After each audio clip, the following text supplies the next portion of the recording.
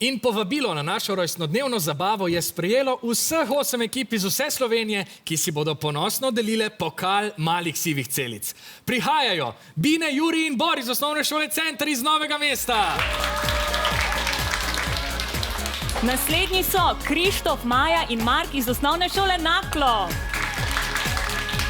Takoj za njimi Marja, Nik in Lidija iz Osnovne šole Toma Brejca Kamnik. In že so z nama Žiga in dva Nejca iz Osnovne šole Leskovec pri Krškem. Njim za petami prav tako 3 fantje, Aleš, Gašper in Enej iz Osnovne šole Gornja Radgona. Pridružujejo se nama še Hanna, Mark in Meta iz Osnovne šole Šenčur. Še 2 ekipi, za predzadnja so Maša, Vit in Zala iz Osnovne šole Kajetana Koviča Poljčane. In na koncu prihajajo še Martina, Maksim in Rok iz Osnovne šole Cirila Kosmača Piran. Lep pozdrav vsem. Tako, zdaj pa nas je kar nekaj. Slišali smo, kako ste se počutili, ko ste izvedeli, da sezone ne bomo končali, pa vendar korona čas gotovo ne prinaša samo slabih stvari. Rok, ti si strasten jadralec.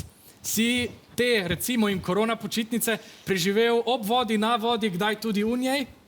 Ja, po prvomajskih počitnicah smo začeli trenirati, smo imeli skoraj vsak dan treninge, jadranja in tudi plavali smo. Obeta se ti zelo pomembno tekmovanje ali pa je bilo prestavljeno? Kaj se dogaja?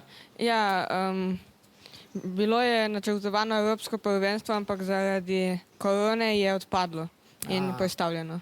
Držim pesti za naslednjič. Hvala. Vid, kako si pa ti najbolj zapomnil korona čas? Zapomnil sem si ga potem, da mi je bilo zelo dolg čas in ta prosti čas sem uporabil za športanje, recimo kolesarjenje, igral sem košarko, pa tudi kaj raziskoval prek interneta. Si kaj pogrešal šolo, prijatelje? Ja, sem. Verjamem. Vam je sicer ljubše učenje nadaljavo od doma ali v šoli? Nejc, kaj praviš?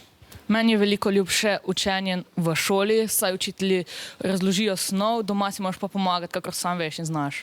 Si dohajal vse obveznosti, kako si se soočal z vsemi nalogami?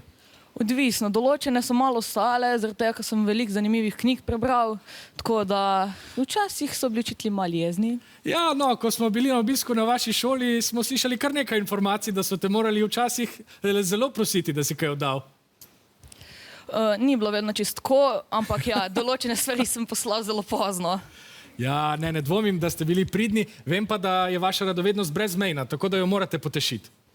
Lidija, običajno si tekmovalci, ki pridejo na oddajo, najbolj zapomnijo vprašanje, na katerega niso znali odgovoriti, ali pa kakšno, na katerega so pravilno odgovorili po naključju. Imaš tudi ti kakšen tak spomin?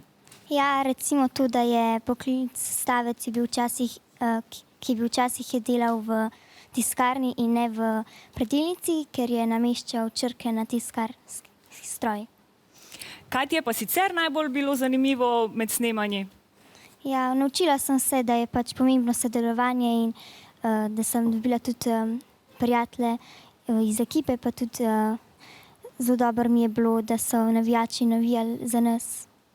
Ja, to je res ključno in sodelovanja se veselimo tudi danes. Absolutno.